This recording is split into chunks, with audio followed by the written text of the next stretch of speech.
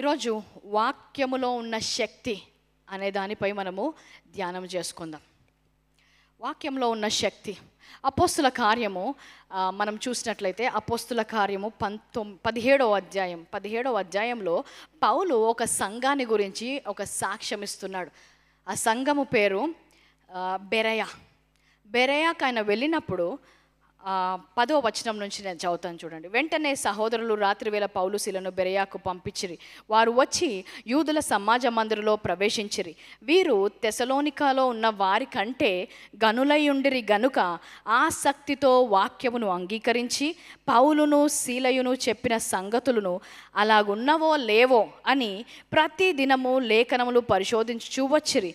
అందుచేత వారిలో అనేకులు ఘనత గల గ్రీసు దేశస్థులైన స్త్రీలలోనూ పురుషులలోనూ చాలామంది విశ్వసించిరి. బెరయా సంఘముకు వచ్చినప్పుడు పౌలు ఒక సాక్ష్యాన్ని ఇస్తున్నాడు. ఏంటంటే వీరు తెస్సలోనికలు ఉన్న వారికంటే కూడా చాలా గనులై ఉన్నారంట. యేసు నామంలో అలాంటి సాక్ష్యం ఈ సంఘంపై వచ్చును గాక అని ప్రకటిస్తున్నా. ఎందుకు వీరు అంత గనులై ఉన్నారు? ఏం ఘనకార్యం చేస్తున్నారు? ఎందుకు పౌలు వీరి గురించి ఇలాంటి సాక్ష్యం ఇస్తున్నారంటే ఇక్కడ విశ్వాసులకు ఒక ప్రత్యేకమైన లక్షణం ఉందంట. ఏంటంటే వాళ్ళు అందరిలాగా ఏదో మందిరానికి వచ్చి వెళ్ళిపోయి మళ్ళీ మూసేసిన పుస్తకం మళ్ళీ ఆదివారం తెరిచేవారు కాదు.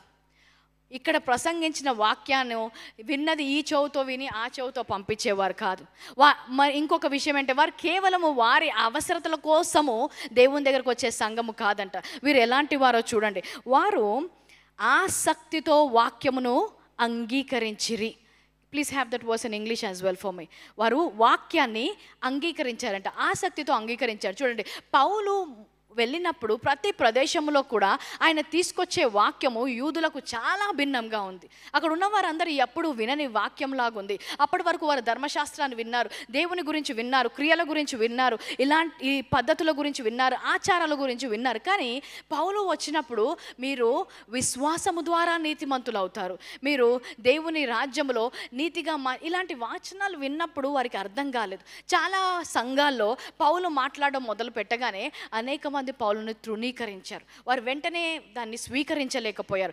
ఎస్పెషల్లీ యూదులు అయితే వెంటనే తిరస్కరించేవారు. కానీ ఇక్కడ ఏమంటున్నారు? These were more fair minded.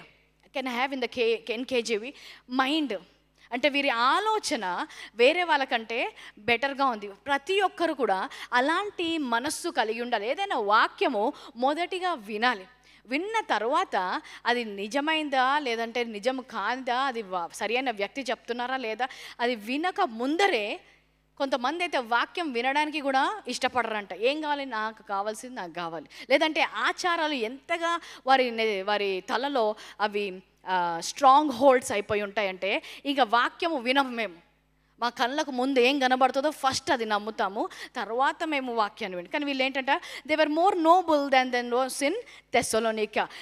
In that they received the word with all readiness of mind. They had a readiness of mind. అంటే వాక్యము వినాలి అన్న ఆశ ఉంది. ఆ వాక్యము విన్నప్పుడు వాళ్ళు స్వీకరించారు కూడా అంట. సో సంఘము, ఇలాంటి సంఘము ఎందుకు సాక్ష్యం వచ్చిందంటే వాళ్ళు వాక్యాన్ని అంగీకరించారు. పౌలు శీల చెప్పిన సంగతులు అలా ఉన్నావా లేవా అని ప్రతి దినము లేఖనములు పరిశోధించుచున్నారంట. పౌలు చెప్పారు కాబట్టి, శీలలు చెప్పారు కాబట్టి అది నిజమైన వాక్యం అని వారు నమ్మలేదు. గుడ్డిగా ఎవరైనా నమ్మమనట్లేదు. అందుకని ఏమంటాము మనం చాలాసార్లు సంఘానికి వచ్చినప్పుడు, చెప్పే వాక్యము నిజముగా బైబిల్లో ఎలాగుంది, అది మనకు పరిశుద్ధాత్మ సహాయంతో మనం అర్థము చేసుకొని అది వాక్యము నిజంగా అలాగుందా లేదా అని మళ్ళీ వాళ్ళు వెళ్ళి దాని గురించి వారు ధ్యానము చేశారంట. లేఖనములు పరిశోధించుచూ వచ్చిరి. చాలాసార్లు విశ్వాసుల జీవితంలో వాక్యము పరిశోధించడం అనేది జరగదు. ఆ అన్న అలా చెప్పాడు, ఈ అక్క అలా చెప్పింది, అక్కడ ఇలా చెప్పారు, ఇక్కడ అలా చెప్పారు, వాళ్ళు ఇలాగ చెప్తే మరి అక్కడేం చెప్పారు, వీళ్ళిద్దరిని కంపేర్ చేయమనట్లేదు. ఎవరికి ఇచ్చిన తలాంతులను బట్టి, ఎవరికి ఇచ్చిన ప్రత్యక్ష జ్ఞానం బట్టి వారు బోధిస్తారు. ఇప్పుడు మనము పరిశోధించాల్సింది ఒక వ్యక్తి ప్రసంగించిన ప్రసంగము కాదంట. ఏంటి? లేఖనములు పరిశోధించాలి. ఈరోజు నా వాక్యం వింటారు మీరు అందరూ కూడా. తర్వాత ఏం చేయాలి? ఈ వాక్యాలన్నీ కూడా మన చర్చిలో ఏమంటారు, వాక్యములన్నీ కూడా నోట్ చేసుకోండి. లేకపోతే ఇంటికి వెళ్ళాక మళ్ళీ వినండి. అది వాక్యంలో ఎలాగుందో తీయండి, ఆ లేఖనాలు తీయండి, దాని అర్థం ఏంటో చేయండి. అది ఏంటంటే వాళ్ళు ప్రతి దినము చేసేవాళ్ళంట. ఒక్కసారి కాదు, 2 సార్లు కాదు. కాబట్టి ఈ 21 రోజులు కూడా మీరు కేవలం మన మహిమను చూస్తాము, లేకపోతే అద్భుత కార్యాలు చూస్తామన్న ఆసక్తి మాత్రమే కాదు, కానీ వాక్యము లేఖనములు పరిశోధించే సంఘముగా మీరు ఉండాలి. హల్లెలూయా. Next verse 12. అందుచేత వారిలో అనేకులు ఘనత గల గ్రీసు దేశంలో ఉన్న స్త్రీలోను పురుషులోను చాలామంది విశ్వసించారు. వాక్యము పరిశోధించారు కాబట్టి వారు విశ్వసించగలిగారు. వాక్యాన్ని పరిశోధించలేకపోతే వారికి విశ్వాసము రాదు. సో అందుకే పౌలు ఈ యొక్క సంఘం గురించి అంత ప్రత్యేకముగా మాట్లాడుతున్నాడు. సో వాక్యాన్ని పరిశోధించినప్పుడు ఏమవుతుంది, ఆ వాక్యం ఏంటో అర్థమవుతుంది, ఆ వాక్యాన్ని విశ్వసించగలుగుతారు. చూడండి, 1 కొరింథీయులు 14:11 మనం చూద్దాం. 1 కొరింథీయులు 14:11 మాటలు అర్థము నాకు తెలియకుండిన ఎడల మాటలాడు వానికి నేను పరదేశిగా ఉండును, మాటలాడువాడు నాకు పరదేశిగా ఉండును. ఏదైనా మాట నీకు అర్థం కాలేదనుకో ఏమవుతుంది, అది స్ట్రేంజ్గా ఉంటుంది, నీకు పరదేశిగా ఉంటుందంట. అలాగే మాట్లాడేవాడు కూడా స్ట్రేంజ్గా ఉంటాడు, అదేంటో మీకు అర్థం కాదు. ఒకవేళ ఒక మాట మాట్లాడినప్పుడు, ఈరోజు నేను తెలుగులో మాట్లాడుతున్నా కాబట్టి చాలామందికి అర్థమవుతుంది, స్పానిషో లేకపోతే ఇంకేదో మాట్లాడితే అర్థం కాదు. అప్పుడు ఏమవుతుంది, నేను అర్థం కాదు, నేను మాట్లాడే మాటలు కూడా మీకు అర్థం కావు. అలాగే దేవుని వాక్యము మనకు అర్థం కాకపోతే, దేవుని వాక్యం అర్థం మాత్రమే కాదు, దేవుడు కూడా మనకు అర్థం కాడంట. ఆ వ్యక్తి కూడా మనకు పరదేశిగా ఉంటాడు. కాబట్టి ఈరోజు చాలామంది వారి జీవితంలో జవాబు చూడలేకడానికి కారణము, లేదంటే దేవుని నుంచి పొందుకోలేడానికి కారణం ఏంటంటే వాక్యము పరదేశిగా ఉంది. అలాగే వాక్యం ఇచ్చే దేవుడు కూడా వారికి అర్థం కాకుండా పరాయి వ్యక్తిలాగా ఉన్నాడు.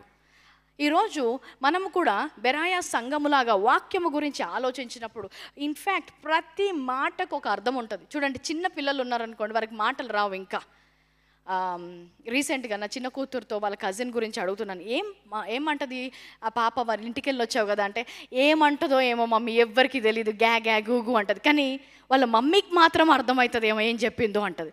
అంటే ఆ చిన్న మాటలు, ఆ శబ్దాల్లో కూడా ఒక అర్థం ఉంది, అది ఒకరు అర్థం చేసుకోగలుగుతున్నారు. ఎవరు? తన తల్లి. ఈరోజు ప్రతి శబ్దంకి కూడా, ఈరోజు వాయించే వాయిద్యంకు కూడా అది అర్థము చేసుకునే మనస్సు ఉంటే ఆ శబ్దాలను కూడా మనం గ్రహించగలమంట. Hallelujah. So anyway, I'm not going. So ఇప్పుడు మనకు వాక్యం అర్థం చేసుకోలేదు, దాంతో మనకి సహవాసము లేదు, దాంతో సంబంధమే లేదన్నప్పుడు దేవుడు కూడా మనకు అర్థం కాడు, దేవునితో కూడా మనము సంబంధము కలిగి ఉండలేము. కాబట్టి కొన్ని నిమిషాలు ఈరోజు మనము గనక వాక్యం గురించి ధ్యానించి దానిలోని అర్థం మనం తెలుసుకుంటే, లేకపోతే వాక్యం గురించి మనం తెలుసుకుంటే అందులో విశ్వసించవచ్చు. విశ్వసించినప్పుడు నమ్మిన వారికి సమస్తము సాధ్యమవుతాయి. హల్లెలూయా. సో ఇప్పుడు కొన్ని వాక్యాలు ఉంటాయి, ఉన్నవాడను అనువాడను నేనే అంటాడు. అంటే అర్థం ఏంటి? ఇందాక నేను చెప్పిన ప్రకారం నమ్మిన వారికి సమస్తము సాధ్యమే అంటున్నాడు. అంటే దాని అర్థం ఏంటి? నీలో ఉన్నవాడు ఈ లోకాన్ని జయించినవాడు అంటున్నాడు. దాని అర్థం ఏంటి? ఇలాంటి వాక్యాలు మనము వింటుంటాము, లేదంటే పలుకుతుంటాము, కానీ అర్థం ఏంటో తెలియకుండా మనము దాన్ని వాడినప్పుడు ఏమైపోతుందంటే ఏదో ఒక జపము జపించినట్టు, ఏదో మాట్లాడినట్టే ఉంటాయి, కానీ దాని లోపల ఉన్న అర్థాన్ని మనము తీసుకోలేము.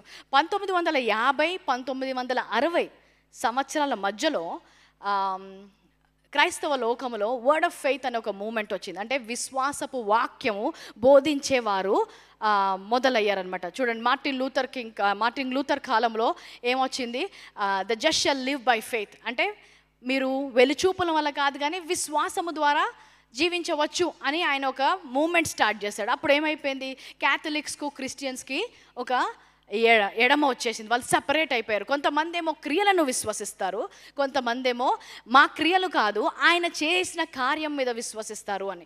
అలాగే 1950-60 కాలంలో కూడా వర్డ్ ఆఫ్ ఫెయిత్ వాళ్ళు వచ్చినప్పుడు ఏం చెప్పారంటే, మీరు హృదయంలో విశ్వసించి నోటితో పలికినట్లయితే దేవుని యొక్క క్రియలను చూస్తారు అన్నారు. అయితే ఈ వాక్యము లోతుగా అర్థం చేసుకోకుండా కొంతమంది ఎప్పుడైతే ఆ మూమెంట్ మొదలైందో చాలామంది విశ్వాసముతో వాక్యము పొందుకొని అద్భుత కార్యాలు చూడడం మొదలుపెట్టారు. గుడ్డివారు కన్నులు పొందడం, చూపు పొందడము, అలాగే అస్వస్థత కలిగిన వారు స్వస్థత పొందడం, ఇలాగ చాలా మిరకల్స్ వాళ్ళు చూడడం మొదలుపెట్టినప్పుడు కొంతమంది దాన్ని లోతుగా అర్థం చేసుకోకుండా ఏం అర్థం చేసుకున్నారు? ఓకే, కన్ఫెషన్ అంట, ఒక వాక్యాన్ని మనం నమ్మి పలకడం మొదలుపెట్టారు. కొంతమంది ఆ అర్థము తెలియకుండా ఏం చేశారంటే, ఓకే పలుకుతే మనకు స్వస్థత వస్తుందంట అని దాని అర్థం తెలియకుండానే ఇప్పుడు అనారోగ్యంగా ఉన్న వాళ్ళు ఏం చేశారు? ట్యాబ్లెట్స్ తీసుకోవడం ఆపేశారు. ట్యాబ్లెట్స్ తీసుకోవడం ఆపేసినప్పుడు ఏమైంది? కొంతమంది చనిపోవడం మొదలుపెట్టారు. చనిపోవడం మొదలుపెట్టగానే మొదలైంది ఇదంతా అబద్ధ బోధ, ఇది వాక్యంలో లేదు, ఇది విశ్వసించి మాట్లాడితే జరిగిపోతుందని ఒక అబద్ధ బోధకులు మన మధ్యలో తయారయ్యారు. ఈ విశ్వాసం బోధ వెనకాల మీరు వెళ్ళొద్దు అని అక్కడ ఉన్నవారు ఇంకొక ప్రొటెస్ట్ మొదలుపెట్టారు. అయితే ఇంకొక సైడు దాని అర్థము తెలుసుకొని, దాని యొక్క ప్రభావము తెలుసుకొని, దాని లోతైన జ్ఞానము తెలుసుకున్న వారు ఈ రోజుకి కూడా అనేక మంది స్వస్థత నొందుతున్నారు, దేవుని యొక్క అద్భుత కార్యాలు చూస్తున్నారు. సో ఒక వాక్యము అర్థం కానప్పుడు ఏమైపోతుందంటే, దానిలో అర్థం తెలియకుండా ఓకే కన్ఫెషన్ మనం ఇస్తాం ఈరోజు స్వస్థత ఒప్పుకోలు అని. ఎందుకు ఒప్పుకుంటున్నావు? ఒప్పుకున్నప్పుడు ఏమవుతుంది? ఎందుకు మనం ఇది చేయాలి? తెలియకుండానే ఒక న్యూస్ పేపర్ చదివితే ఏమవుతుంది? వాక్యం మనకు పనిచేయదు. పని చేయగానే ఏమంటాము? వాక్యమే తప్పు అంటారు, బోధనే తప్పు అంటారు. కానీ అలాంటి పరిస్థితిలో బెరేయా సంఘము లేదంట. వారు పరిశోధించారు. సో ఈరోజు మనకు టెంట్లో కూడా ఒప్పుకోలు సమయం ఉంది, అలాగే చైన్ ప్రేయర్ సమయం ఉంది, ప్రేయర్ వాక్ సమయం ఉంది. ఎందుకు నడుస్తున్నాము? మనం ఏమన్నా యెహోషువలాగా చుట్టూ తిరిగి ఎరకోగోడలు కూడడానికి నడుస్తున్నామా? ఎందుకు ప్రేయర్ చైన్ ఎందుకు చేస్తున్నాము? ఎందుకు ఆపకుండా ఎడదగక ప్రేయర్? ఈ లోతైన అర్థాలు తెలియకుండా చేసినప్పుడు ఏమవుతుందంటే అది ఒక ఆచారంగా అయిపోతుంది. అది మన జీవితంలో పనిచేయదు. అప్పుడు ఏమవుతుంది? కొంతమంది 21 రోజులు నేను తిరిగి అంటే ఇంటి చుట్టూ ఏం అవ్వలేదు అని. కానీ నువ్వు అర్థం తెలుసుకోకుండా తిరిగావు కాబట్టి నువ్వు తిరుగుతున్నావు, టెంట్ వేసేవాడు కూడా తిరుగుతున్నాడు 21 రోజు. మనం ఒక్కళ్ళే తిరగట్లేదు.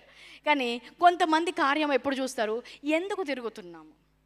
ప్రార్థన చేసినప్పుడు ఏమవుతుంది అర్థం చేసుకొని వెళ్ళినప్పుడు అది మనము చూడగలుగుతామంట. చూడండి, మత్తయి సువార్తలో వాక్యము గురించి ఒక లోతైన మర్మము, ఒక చాలా బలమైన మర్మము యేసుక్రీస్తు మనకు బోధిస్తున్నాడు. ఇక్కడ మత్తయి సువార్త 24వ అధ్యాయము 35వ వచనం, 24:35.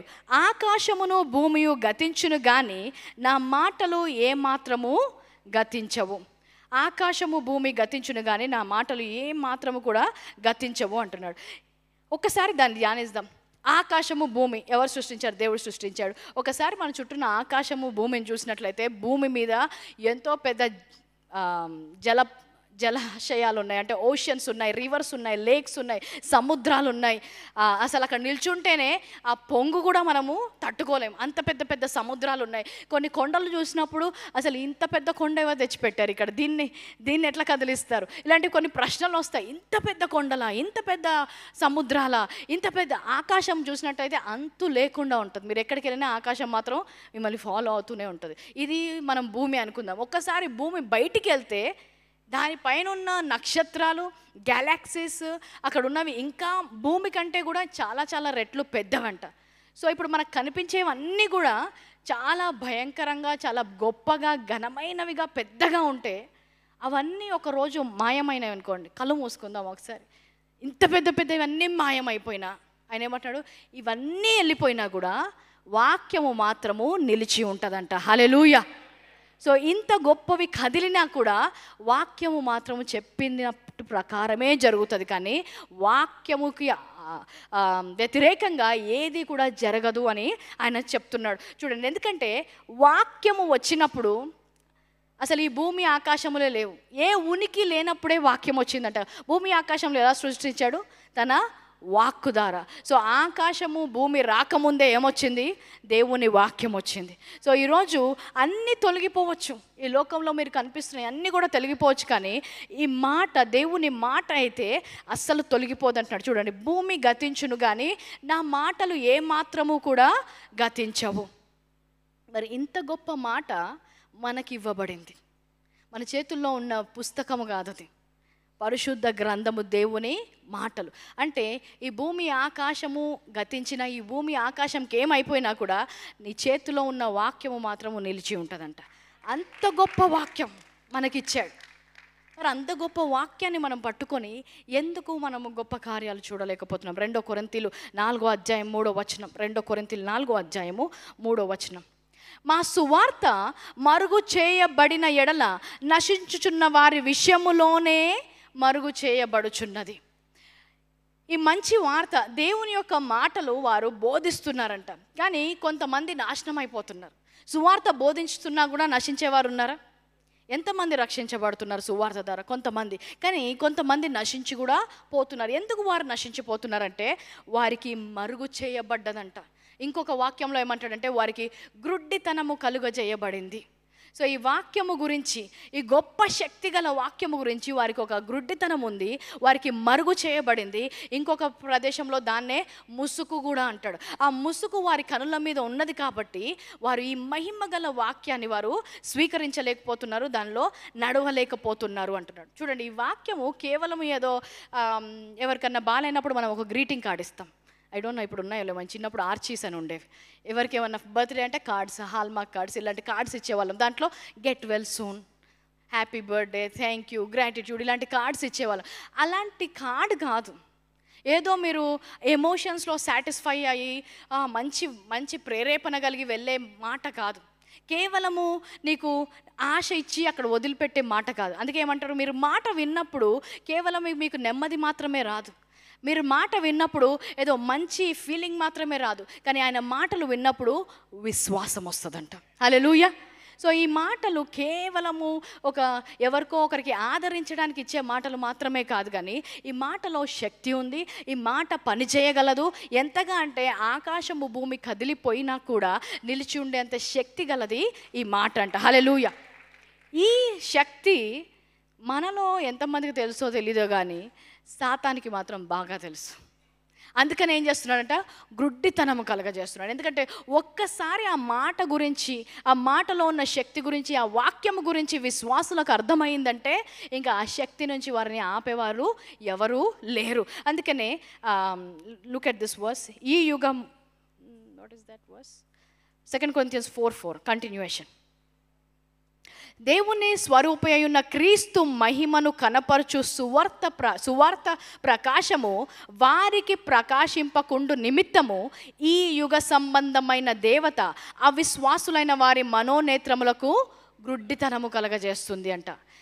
ఈ సువార్త వస్తే ఏమొస్తుంది? ఒక ప్రకాశం వస్తుంది, అంటే ఒక వెలుగు వస్తుంది. మీరు ఎక్కడికి వెళ్ళినా కూడా ఒక వెలుగు మీలో నింపబడి ఉంటుంది. కానీ ఈ సువార్త ప్రకాశం వారికి రావద్దని గ్రుడ్డితనాన్ని కలుగజేస్తుందంట వారి నేత్రాలకి. అయితే ఎప్పుడైతే ఈ మాటలు మీరు గ్రహించండి, ఈ యుగ సంబంధమైన దేవత అంటున్నాడు. ఎవరిని? సాతాను దేవత అంటున్నాడు. ఎవరికంట? ఈ యుగానికి, అంటే ఈ లోకానికి ఒక దేవత ఉన్నాడు. ఎవరు? సాతాను. సో ఎంతమంది అయితే ఈ గ్రుడ్డితనంలో ఉన్నారో, ఎంతమంది అయితే ఈ లోకంలో ఉన్నారో వారికి పైగా ఒక దేవత ఉన్నాడు. అది లేకపోతే ఆ సాతాను ఈ లోకంలో ఉన్న వారికి పరిపాలించే వ్యక్తిగా ఉన్నాడు. సో ఈ లోకంలో ఎంత మంచివారు కానీ, ఎంత దాన ధర్మాలు చేసేవారు కానీ, ఎన్ని మంచి కార్యాలు చేసిన వారైనా కూడా వారు ఎవరి కింద ఉన్నారంట? ఈ యుగ సంబంధమైన దేవత కింద ఉన్నారు. హల్లెలూయా. మనల్ని మాత్రము ఈ చీకటి నుంచి ఆయన వెలుగు రాజ్యములోకి తీసుకొని వెళ్ళాడంట. అంటే ఈ యుగ సంబంధమైన దేవత నుంచి విడిపించి మనకు ఒక వెలుగునిచ్చడానికి వచ్చారు. ఎవరు? యేసుక్రీస్తు. సో మనము ఈ లోకములో ఉన్నట్టు కాదు, మనం ఎందులోకి వెళ్ళాం? ఇప్పుడు దేవుని రాజ్యములోకి వెళ్ళాం. కానీ ఎంతమంది అయితే ఈ వాక్యము తెలియక, ఈ వెలుగు తెలియకున్నారో వారు ఎంతన్నా వాదించండి, ఒకటి మాత్రం సత్యం, వారు ఆ దేవత శక్తి కింద ఉన్నారు, ఆ సాతాను కింద ఉన్నారు. వారికి తెలియదు, ఎందుకంటే వారికి గ్రుడ్డితనము కలుగజేశాడు. కానీ మనకందరికీ కూడా ఎప్పుడైతే రక్షణ సువార్త విన్నామో, ఈ లోకం మాత్రమే కాదు కానీ పరలోకం అనేది ఒకటి ఉంది. కనిపించేది మాత్రమే కానీ కనిపించేది ఇంకొకటి ఉంది, ఇంకో ప్రపంచం ఉంది. ఈ చీకటి రాజ్యము మాత్రమే కాదు కానీ వెలుగు రాజ్యం ఒకటి ఉంది అని మనకు అర్థమైందంట. హల్లెలూయా. అక్కడితో ఆగిపోకుండా ప్రతి విషయంలో కూడా అలాంటి జ్ఞానముతో మనం వెలుగుతో ముందుకు వెళ్ళాలని మనము మన లేఖనాలను పరిశోధించాలి. చూడండి, కీర్తనలు 39:5 ఈ లోకంలో ఎంతమంది ఉన్నా కూడా ఏమంటున్నాడు, ఎంత స్థిరుడైనను ప్రతివాడును కేవలము ఒట్టి ఊపిరి వలె ఉన్నాడు. మానవుడు ఎలాగున్నాడంట, ఒట్టి ఎంత స్థిరుడైనా, ఎంత ఘనుడైనా, ఎంత ధనవంతుడైనా కూడా ఒట్టి ఊపిరి వలె ఉన్నాడు. ఈ లోకంలో ఉన్న రోజులు కూడా వాడి కింద జస్ట్ ఒక సాతాను కింద ఉన్న వ్యక్తియే. వారికి ఎంత శక్తి ఉన్నా కూడా ఈ యుగ సంబంధమైన దేవత కింద ఉన్నవారే. వారందరికీ కూడా ఈ లోకము, ఐహిక విచారాలు అంటారు, ఈ యుగము గురించి ఆలోచించడమే వారికి నేర్పించాడు. దీంట్లోనే వాళ్ళని బంధించేశాడు. కళ్ళు తెరిస్తే ఇంకో లోకం ఉంది అని తెలియకుండా వారిని ఒక గ్రుడ్డితనంలో పెట్టాడు. అందుకే చాలామందికి వారి జీవితంలో ఏం నడుస్తుంటుంది, ఉదయం లేచాము, ఉద్యోగంకి వెళ్ళాము, పిల్లల్ని స్కూల్కి పంపించాము, వంట చేసుకున్నాం, ఏమవుతుంది, అంతా కూడా ఈ లోకానికి సంబంధించినవే జరుగుతున్నాయి. వారి జీవితంలో ఈ లోకంలో ఒత్తిడి ఉంటుంది. వారి మనసులో ఉన్న ఒత్తిడి అంతా దేని గురించి, ఈ లోకం గురించి. ఉద్యోగం యొక్క ఒత్తిడి, ఆ భవిష్యత్తు యొక్క ఒత్తిడి, నా యొక్క వివాహం గురించి ఒత్తిడి. సో ఏం చేశాడు, అందరినీ కూడా దీని చుట్టూ పెట్టేశాడు. రేపేం జరుగుతుందో, రేపు ఎక్కడికి వెళ్ళాలి, నెక్స్ట్ ఊరికి వెళ్ళాలి, అన్నీ కూడా ఈ లోకం చుట్టే పెట్టాడు. ఎందుకంటే ఒక్కసారి ఈ లోకము నుంచి వారికి నేత్రాలు ఇంకా దీనికంటే కూడా ఎక్కువ లోతైనవి ఇంకా దేవుడు మన కోసం దాచి ఉంచాడు, దీనికంటే కూడా మెరుగైనవి మన కోసం ఉంచాడు అని వారి నేత్రాలు తెరవబడితే మాత్రము వాడి పని అయిపోతుంది. హల్లెలూయా. సో పౌలు విషయంలో కూడా మనం చూసినట్లయితే 2 తిమోతి 4:10 దేమ ఇహలోకమును స్నేహించి నన్ను విడిచి తెసలోనికకు వెళ్ళెను అంట. పౌలుతో ఉన్నాడు, సువార్త వింటున్నాడు, అనేక దేశాలకి వెళ్ళి ఆయనతో జరిగే సువార్త అంతా చూస్తున్నాడు. కానీ ఏమైందంట, ఇహలోకాన్ని స్నేహించాడంట. అంటే ఒక క్రైస్తవుడై ఉండి కూడా నీవు చీకటి రాజ్యం నుంచి వెలుగు రాజ్యంలోకి వచ్చిన తర్వాత కూడా మళ్ళీ నిన్ను గుడ్డితనంలో పడేయవచ్చు, మళ్ళీ ఈ ఇహలోకముని వాడు చూపించవచ్చు. సో వాడి బాధ అంతా ఏంటి, ఈ వాక్యం అనే వెలుగు వస్తే వీరు ఈ లోకము నుంచి, ఇహలోకము నుంచి, లేకపోతే ఈ యుగము నుంచి వారి నేత్రాలు తెరవబడతాయి, వారు నా కింద ఉండరు. అందుకనే అది అర్థము కాకుండా వారికి గ్రుడ్డితనాన్ని కలుగజేస్తారంట. ఆ వాక్యంలో ఉన్న శక్తి ఎంతనో వాడికి తెలుసు. అందుకే లూకా సువార్త 4 మనం చూసినట్లయితే క్రీస్తు బాప్తిసం తీసుకున్న తర్వాత అరణ్యంలోకి వెళ్తాడు, శోధించబడుతుంటాడు. క్రీస్తును శోధించినప్పుడు ఏమవుతుంది, ఫస్ట్ 3 ముఖ్యమైన శోధనలు ఉంటాయి. ఒకటేంటి, ఈ రాళ్ళను నీవు రొట్టెలుగా మార్చుకో అంటాడు. రెండోసారి ఇంకొక శోధనలు ఏమంటాడు, నువ్వు పైనుంచి దూకే, అప్పుడు దేవతలు వచ్చి నిన్ను పట్టుకుంటాయి. ఈ 2 విషయాల్లో కూడా సాతాను క్రీస్తుని ఒక కార్యం చేయమంటుంది, నిన్ను నువ్వు నిరూపించుకో అంటుంది. మూడోది ఏంటంటే, నీవు నాకు నమస్కారము చేస్తే నేను ఈ రాజ్యాలన్నీ కూడా నీకు ఇస్తాను అంటుంది. ఆ 2 శోధనలో వాడిచ్చేది ఏమీ లేదు. ఈయనను ఏమంటుంది, నిన్ను నువ్వు నిరూపించుకో. చాలాసార్లు మన జీవితంలో కూడా శోధన వచ్చినప్పుడు ఏమవుతుందంటే, దేవా నువ్వు నిరూపించుకో, ఈరోజు నా జీవితంలో ఈ కార్యం జరిగించి నువ్వు నిజమైన దేవుడు అని నిరూపించుకో. చాలామంది సేవకులు లేకపోతే సేవలో ఉన్నవారు అనుకోకుండా ఈ శోధనలో పడిపోతారు. ఎప్పుడైనా బాగా శోధనలు వచ్చినప్పుడు ఏమంటారు, నువ్వు నిరూపించు నాయన, వారికి నిరూపించు. ఎవరికో నువ్వు నిరూపించాల్సిన అవసరం లేదు, దేవుడే నిన్ను నిరూపిస్తాడు. ఆయన కార్యాల ద్వారా ఆయనే మన కోసము వ్యాజ్యమాడే దేవుడు అంట. హల్లెలూయా. చాలామందికి ఈరోజు ప్రసంగం చేయాలన్నా, లేదంటే అద్భుత క్రియలు చేయాలన్నా కూడా వారు దేవుని రాజ్యం కోసం చేయడం కంటే కూడా ఎక్కువగా వారిని వారు నిరూపించుకోవడానికి చేస్తారంట. వేరే వాళ్ళు మనకు నిరూపించాల్సిన అవసరం లేదు. ఒక విశ్వాసిగైనా లేకపోతే సేవలో ఉన్నవారైనా. ఒక్క నిమిషం ఈ వచనం చూపిస్తాను, మళ్ళీ will go back there. 1 Timothy 3:9. 1 Timothy 3:9. విశ్వాస మర్మమును పవిత్రమైన మనస్సాక్షితో గైకొను వారై ఉండవలెను. విశ్వాస మర్మము పవిత్రమైన మనస్సాక్షితో ఉండాలి. ఆ మర్మం ఏంటంటే, మనము పవిత్రమైన మనస్సాక్షితో ఉండాలి. ఇతరులకు నిరూపిస్తున్నామా, ఇతరులు మనల్ని చూస్తున్నారా, దట్ ఈస్ సెకండరీ. నీ మనస్సాక్షి ఎలాగుంది? ఎప్పుడైతే పవిత్రమైన మనస్సాక్షితో ఉంటావో అప్పుడు దేవుడే నీ పక్షాన రాజ్యమాడతాడు. వారికి నిరూపించాల్సింది మన బాధ్యత కాదు. మన బాధ్యత ఏంటి?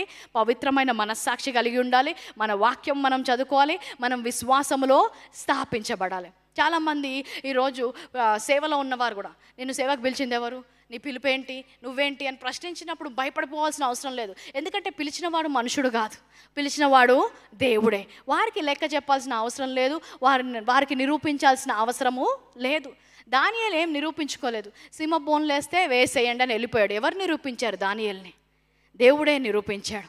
సింహము బోనులోకి వెళ్ళినా కూడా ఏమీ అవ్వకుండా బయటికి వచ్చినప్పుడు ఆయనని దేవుడే నిరూపించాడు. వీళ్ళ దేవుడు నిజమైన దేవుడు అని వారే సాక్ష్యం ఇచ్చాడు. అక్కడ నిల్చొని వాదించలేదు వారితో. ఆయన ఏం చేశాడు?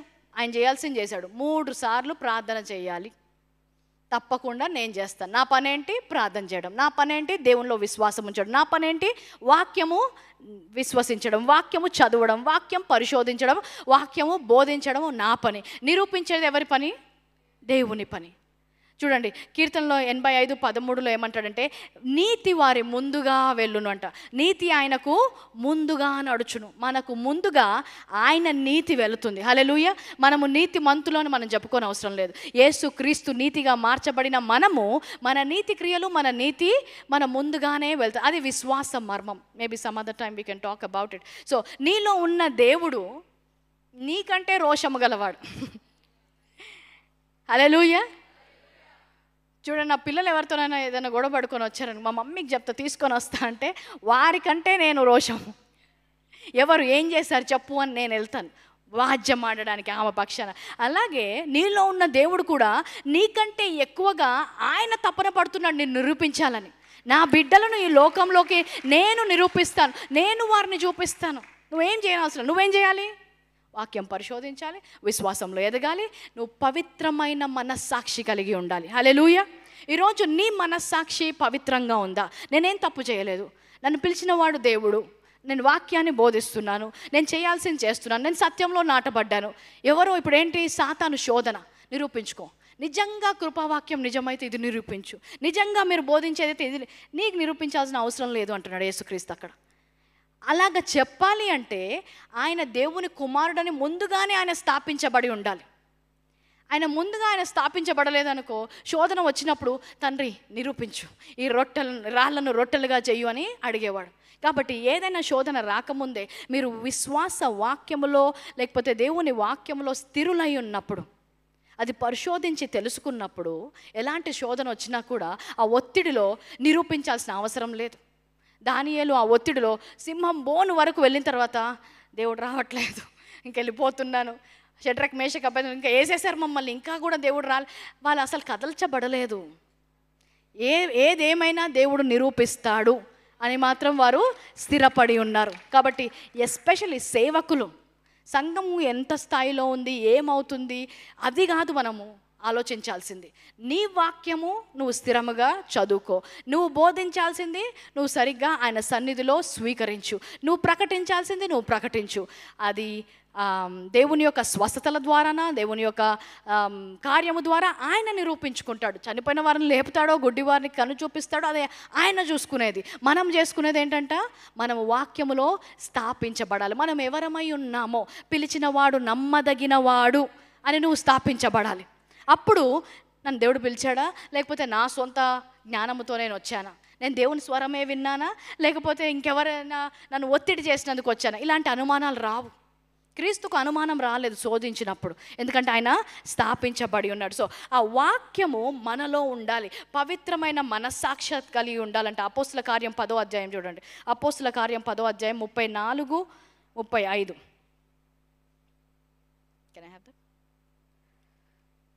దేవుడు పక్షపాతి కాడని నిజముగా గ్రహించుచున్నాం. దేవుడు అందరినీ వాడుకోగలడు. కానీ ఆ నెక్స్ట్ వర్స్ చూడండి. ప్రతి జనములలో ఆయనకు భయపడి నీతిగా నడుచుకుని వాడిని ఆయన అంగీకరించును. పక్షపాతి ఏమీ లేదు, అందరినీ ఎన్నుకుంటాడు. కానీ ఏమంటున్నాడు?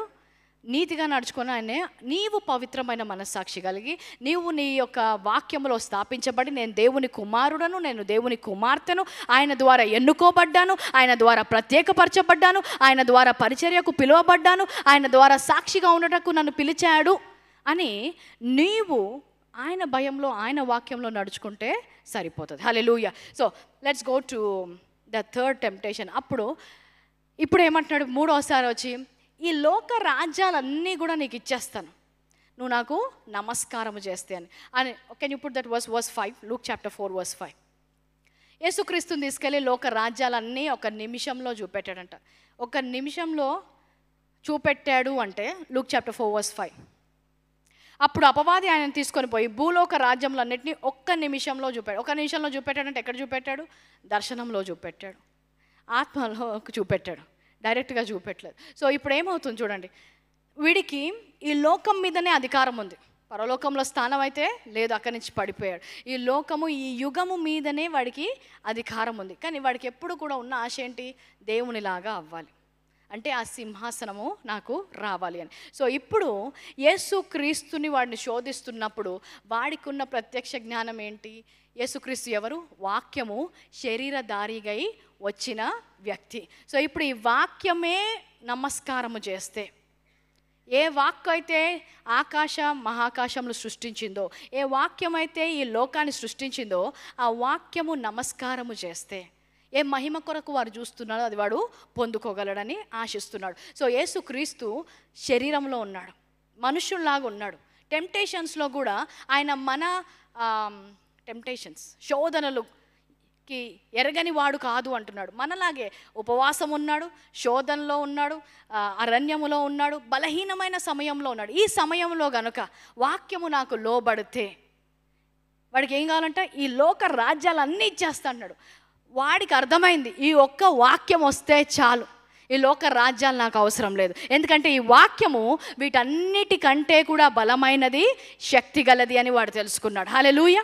సో లోక రాజ్యాలు ఇంత ఉంది కదా, నీకు ఈ లోకం ఉంది, ఇంతమంది నీ కింద ఉన్నారు, ఇంత ఈ లోకానికి ఈ దేవతగా అయ్యావు, ఇంకా సరిపోదా అంటే సరిపోదు.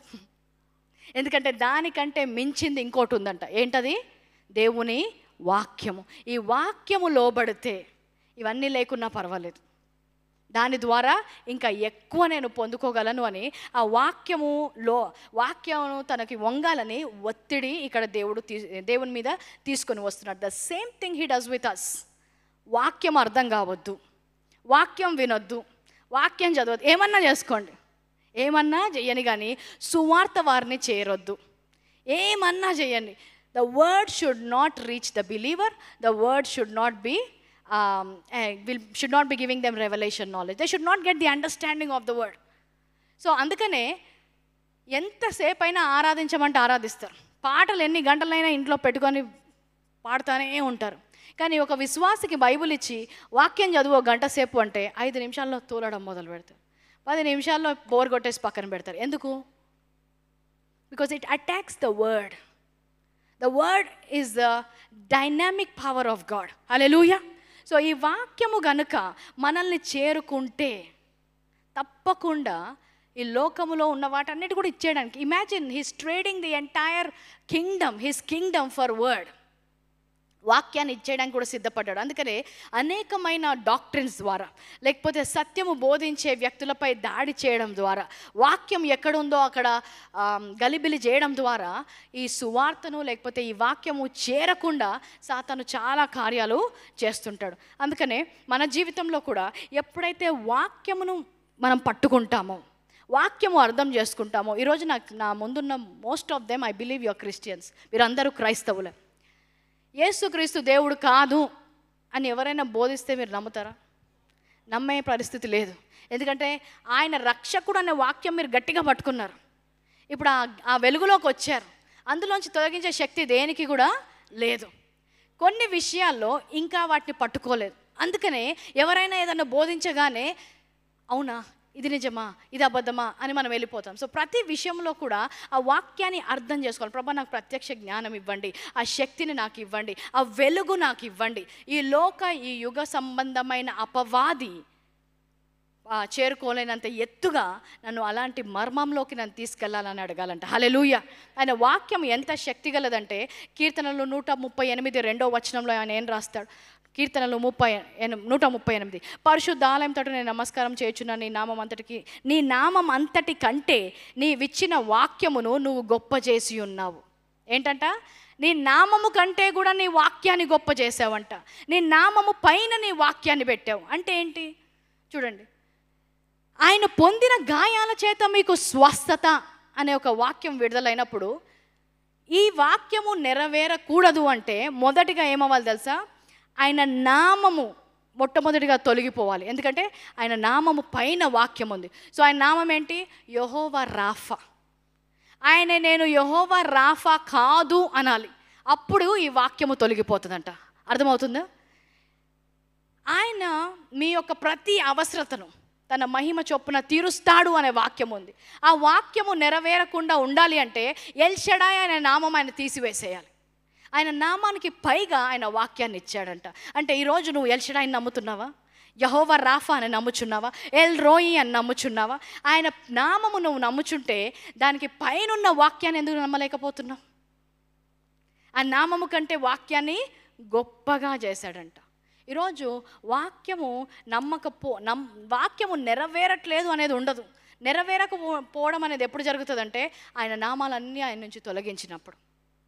సో ఆయన వాక్యములో ఉన్న శక్తి, ఆయన వాక్యము పనిచేయకుండా ఉండాలి అంటే భూమి పునాదులు కదిలిపోవాలి, ఏమీ జరగకుండా ఏమీ మిగలకుండా వెళ్ళిపోవాలి. ఎందుకంటే ఆకాశం గతించినా భూమి గతించినా నా వాక్యము గతించదు అంటున్నాడు. ఆయన వాక్యము గతించాలంటే అన్నీ తొలగిపోయి ఆయన నామము కూడా తొలగిపోయి ఆయననే ఉనికిలో లేనట్టు అనమాట. ఆయన వాక్యము పని చేయకపోవడము అంటే. అర్థమైన వారు ఆమేన్ చెప్పండి. ఇంత శక్తి ఆ విడుదల చేయబడుతున్న ఆయన వాక్యములో ఉంది అంట. ఆయన నిన్న నేడు ఏకరీతిగా ఉన్న దేవుడు.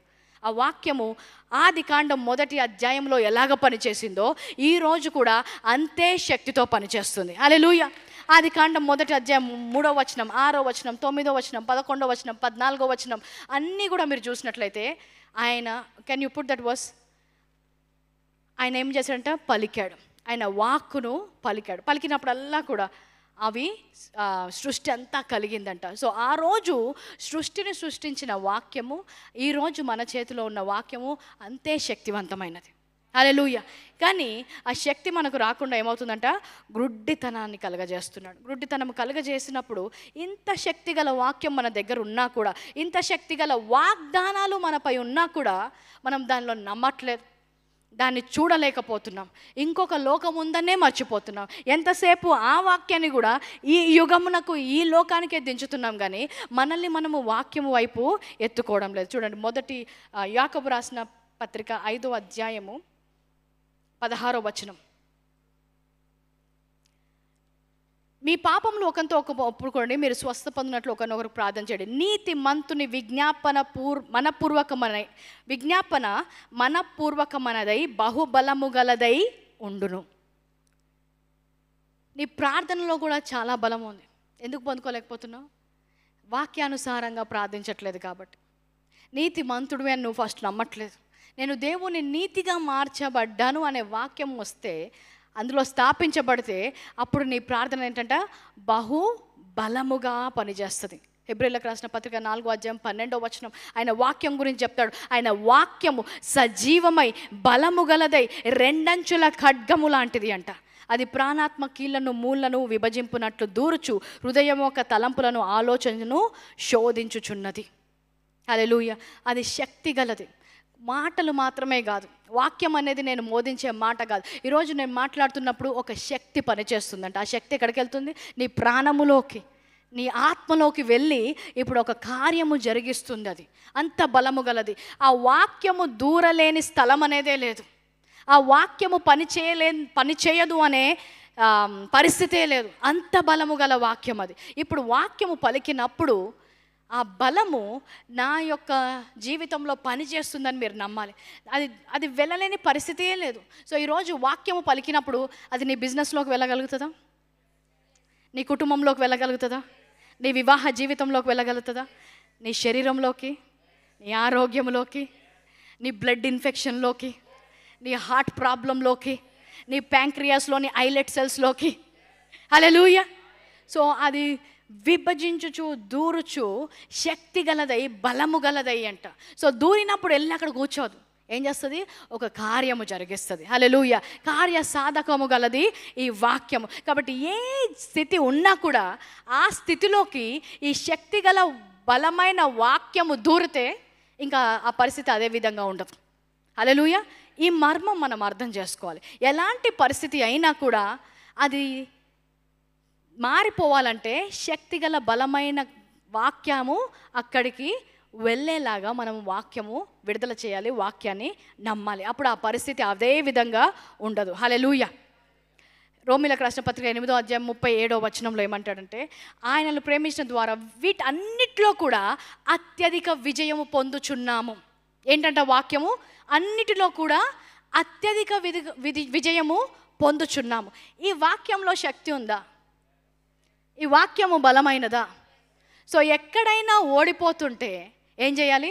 అన్నిటిలో కూడా అత్యధిక విజయము పొందుచున్నాను అనే వాక్యము విడుదలైనప్పుడు అది తప్పకుండా శక్తి గలదై బలము గలదై అక్కడ కార్యాన్ని జరిగిస్తుందంట. హల్లెలూయా. 1 యోహాను 5వ అధ్యాయము 4వ వచనంలో ఏమని చెప్తాడు? దేవుని మూలంగా పుట్టిన వారందరూ లోకమును జయించుదురు. ఈరోజు ఎంతమంది క్రీస్తులో తిరిగి జన్మించారు? మీరందరూ దేవుని మూలముగా పుట్టినవారు. ఏమంటున్నాడు? లోకమును జయించుదురు. ఎవరు జయిస్తారంట? క్రీస్తు జయించాడు. ఇంకా ఈ వాక్యంలో ఏమంటారు? దేవుని మూలముగా పుట్టిన వారందరూ కూడా ఈ లోకమును జయించుదురు. లోకమును జయించిన విజయము మన విశ్వాసమే. ఎందులో విశ్వాసం? వాక్యములో విశ్వాసం. ఈ లోకాన్ని జయించే వాక్యాన్ని మనకిచ్చాడు. అంత బలము గల వాక్యాన్ని మనకిచ్చాడు. కానీ ఈ వాక్యంలో ఉన్న శక్తిని మనం గ్రహించక ఏదో క్యాలెండర్ మీద ఒక వచనం చదవడం, ఎవరో మార్నింగ్ వాట్సాప్ మెసేజ్లో గుడ్ మార్నింగ్ అని ఒక వచనం చదవడం, న్యూస్ పేపర్ చదివినట్టు, అందులో అసలు ఏ శక్తి లేనట్టు. అందులో ఎంత శక్తి ఉందంటే భూమి ఆకాశాలను కూడా కదిలించే శక్తి ఉందంట. ఒక్క వచనం తీసుకుంటే చాలు, ఒక్క మాట తీసుకుంటే చాలు, ఈ ఒక్క 1 యోహాను 5:4 తీసుకుంటే చాలు, అసలు అపజయం అనేదే ఒక విశ్వాసికి ఉండకూడదు.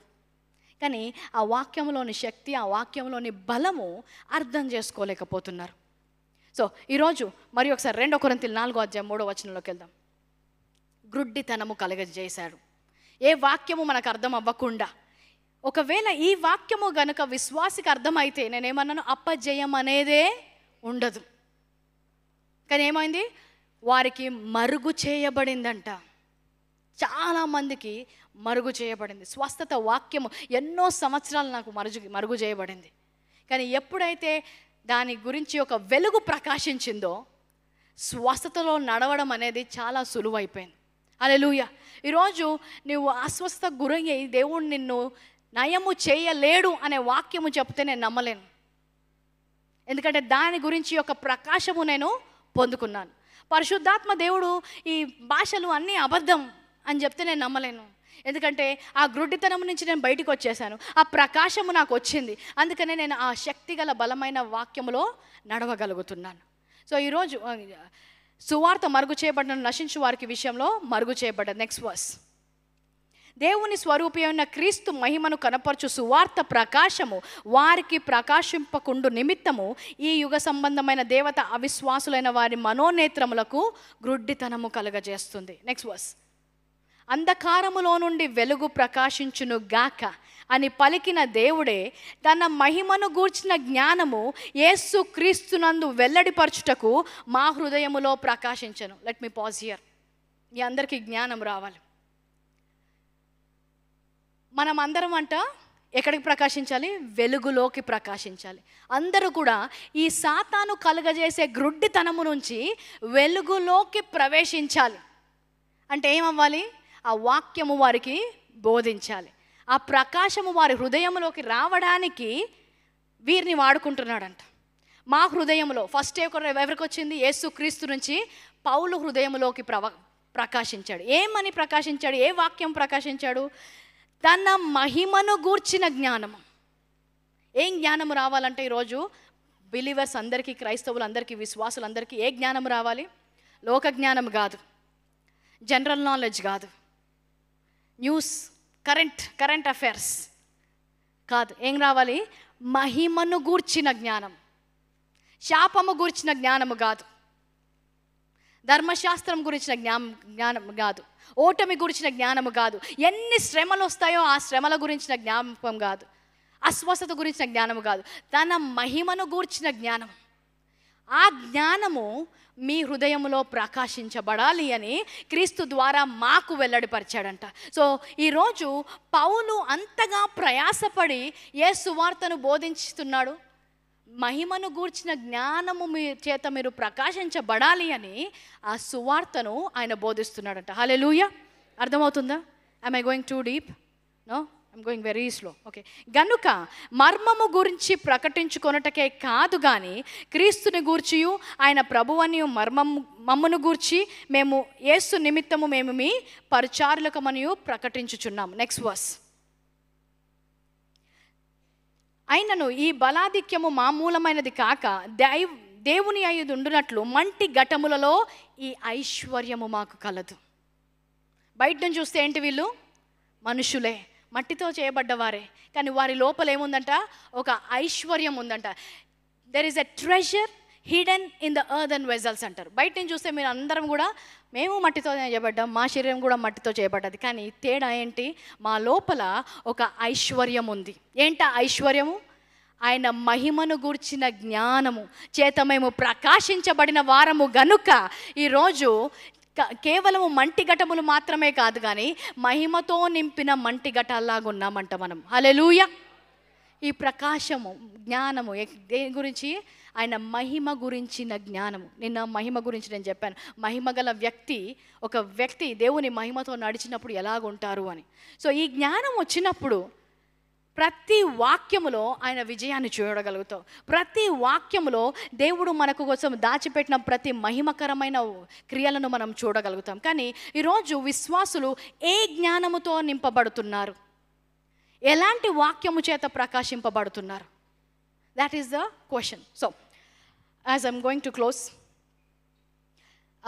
ఇప్పుడు మనమందరము కూడా ఈ వాక్యము పొందుకున్నప్పుడు, మహిమ గల ప్రకాశము మనలో వచ్చినప్పుడు, మహిమ గురించిన జ్ఞానముతో నింపబడినప్పుడు మనము మంటి ఘటములా ఉండొచ్చు, కానీ ఎక్కడికైతే మనము వెళ్తామో ఆ స్థలములో వెలుగు కలుగుతుంది. హల్లెలూయా. ఒక చీకటిగా ఉన్న ప్రదేశంలో క్యాండిల్ తీసుకొచ్చామో ఏమవుతుంది? వెలుగు వస్తుంది. అలాగే నీ లోపల ఆయన మహిమ జ్ఞానాన్ని నింపి ప్రకాశించాడంట. ఎందుకు? నువ్వు ఏ చీకటి దగ్గరికి వెళ్ళినా అక్కడ వెలుగు కలుగును గాక అనడానికి. గ్రుడ్డితనము గల వారి మధ్యలోకి నువ్వు వెళ్ళినప్పుడు వారికి ప్రకాశము రావాలంట. వారి గ్రుడ్డితనంతో నువ్వు గ్రుడ్డి కావద్దు.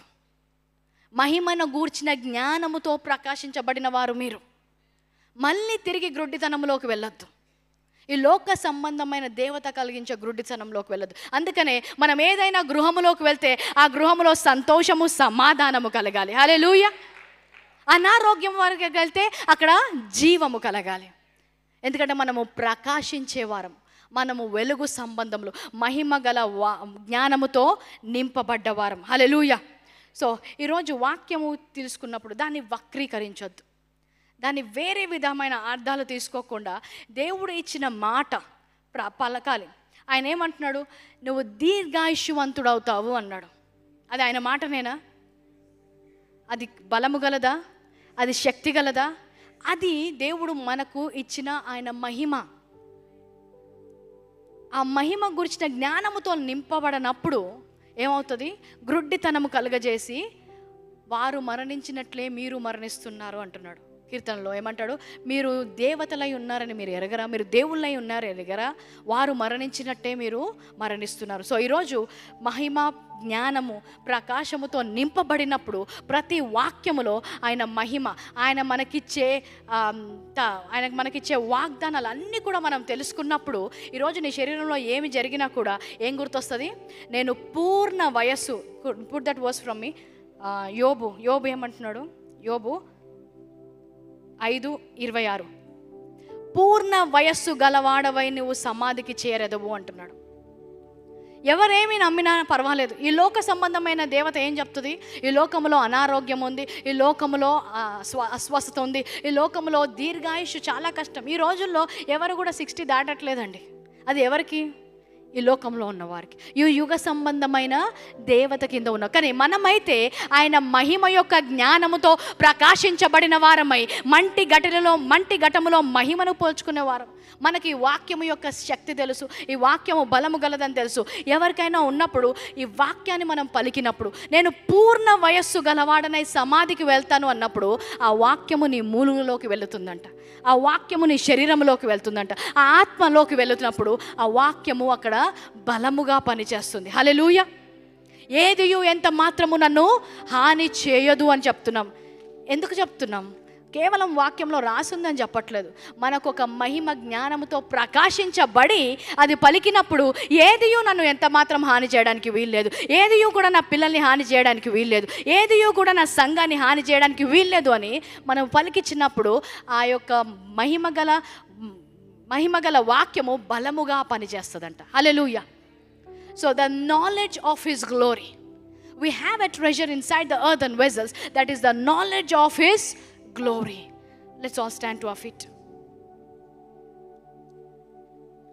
ప్రతి వాక్యములో దేవుడు మనకిచ్చిన వాగ్దానం గురించి జ్ఞానము లేకపోతే, చూడండి ఫర్ ఎగ్జాంపుల్ కీర్తన 91వ కీర్తన అందరికీ కొంతమందికి బట్టి కూడా వచ్చి ఇక్కడ 91వ కీర్తన 8వ వచనం నుంచి చెప్పండి. సామ్ 91 అందరం కోవిడ్ వచ్చినప్పుడు అయితే పొద్దున్న నుంచి రాత్రి దాకా అందరి ఇంట్లో సామ్ 91 చదువుతున్నారు. ఎందుకు చదువుతున్నారు? ఏముంది అందులో? దాంట్లోని మర్మం ఏంటి? అది తెలుసుకున్నప్పుడు దాని లోపల ఉన్న ప్రత్యక్ష జ్ఞానం వచ్చినప్పుడు, నువ్వు కనులారా చూచుండగా భక్తిహీనులకు ప్రతిఫలం కలుగును. నెక్స్ట్ వర్స్, యెహోవా నీవే నా ఆశ్రయమని మహోన్నతుడైన దేవునికి నీవు నివాస స్థలముగా చేసుకొని ఉన్నాడు. Can you put that verse in amplified English for me? ఆ వాక్యంలో ఆయన మహిమ యొక్క జ్ఞానం ఉందంట. ఏ తెగులు కూడా నన్ను తాకదు. అది పగటి వేళ ఎగిరే బాణమైన, రాత్రి వేళ సంచరించే భయమైన ఏది కూడా నా యొద్దకు రాదు అని పలికినప్పుడు, అది కేవలం నోటితో పలికి విశ్వసించినప్పుడు అది ఒక బలము గలదై పని చేయాలి అంటే ఆ మహిమ జ్ఞానముతో నింపబడి ఉండాలంట. ఈ యుగ సంబంధమైన దేవత యొక్క గ్రుడ్డితనముతో ఉన్నప్పుడు అది కేవలము ఏదో ఒక పుస్తకంలోంచి చదివిన రెఫరెన్స్ లాగానే ఉంటుంది. verse 8, 91 verse 8, only a spectator shall you be, yourself inaccessible in the secret place of the Most High. He said he made you inaccessible in his secret place. That means nothing can access you when you are hiding in his secret place. No devil can access you, no sickness can access you, no poverty can access you, no financial problems can you have been made inaccessible anta.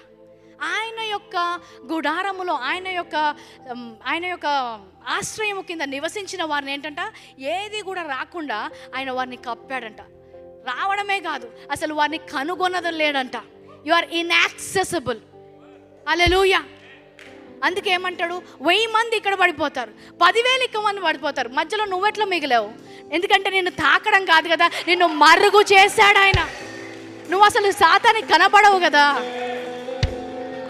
ఎప్పుడు ఈ ప్రత్యక్ష జ్ఞానంలో మనం నడుస్తాము, ఆ గ్రుడ్డితనాన్ని తీర్చివేసి ఆ మహిమ జ్ఞానముతో మనము నింపుకున్నప్పుడు, ఆ మహిమ జ్ఞానంతో మనం నింపుకొని ప్రకాశించినప్పుడు ఈ మంటి ఘట్టములలో ఐశ్వర్యం ఉందని మీరు ఎరుగుతారంట. హల్లెలూయా.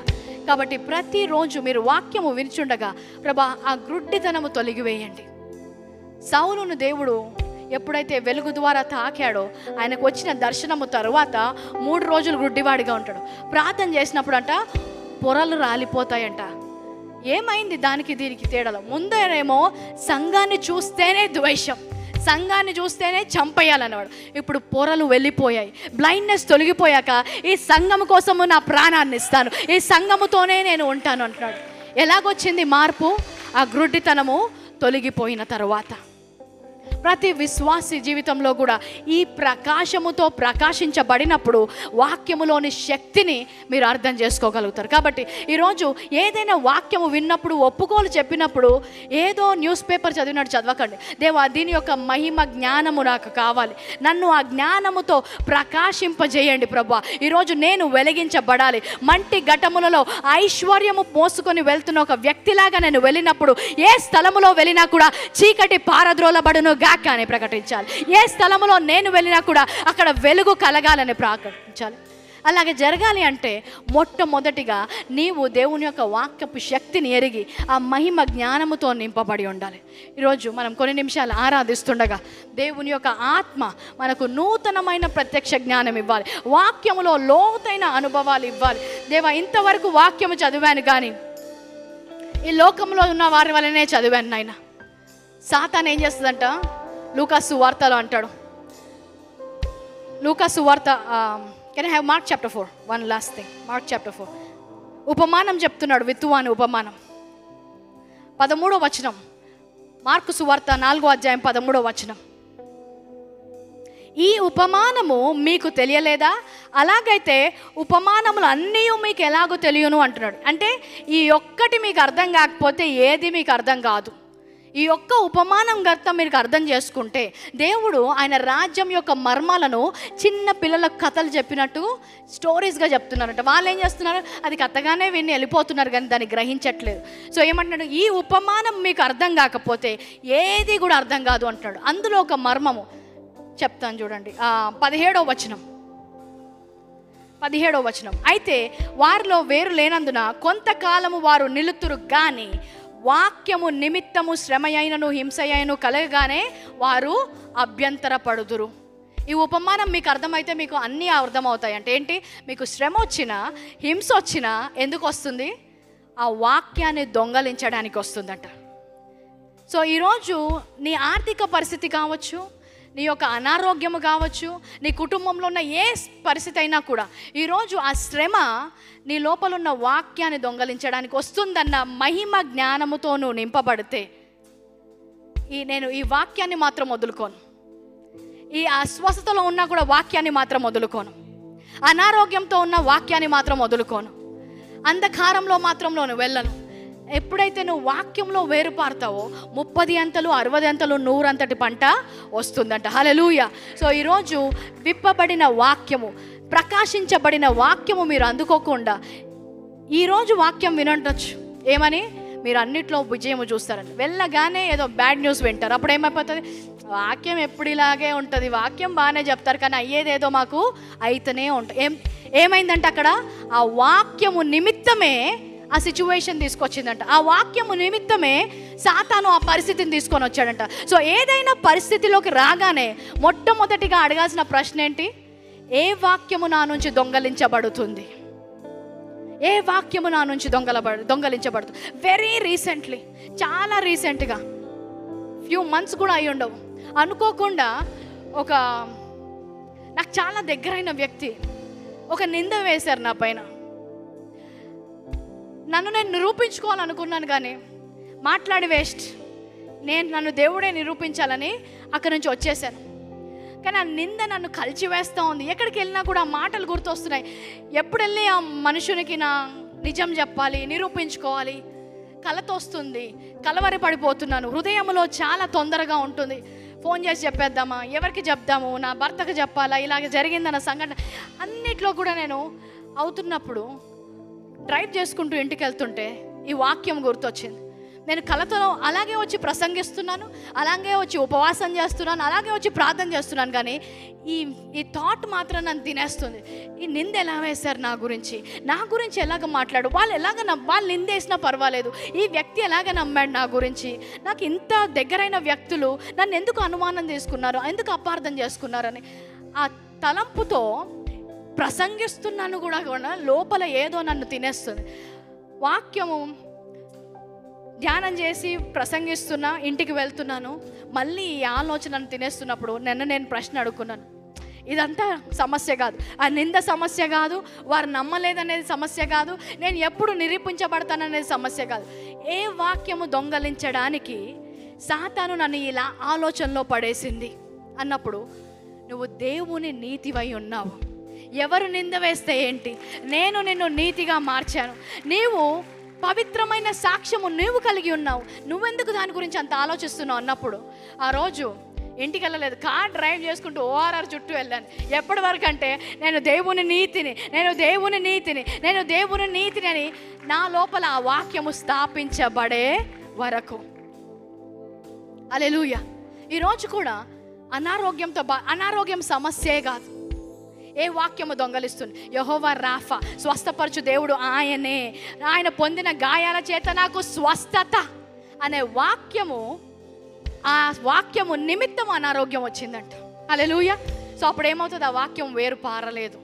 ఏ రోజైనా కొంచెం కష్టం వచ్చినా, కొంచెం అనారోగ్యంగా అనిపించినా, కొంచెం నలతగా ఉన్నా, కొంచెం వేడిగా జ్వరముగా అనిపించగానే వెంటనే ఎక్కడికి వెళ్ళా?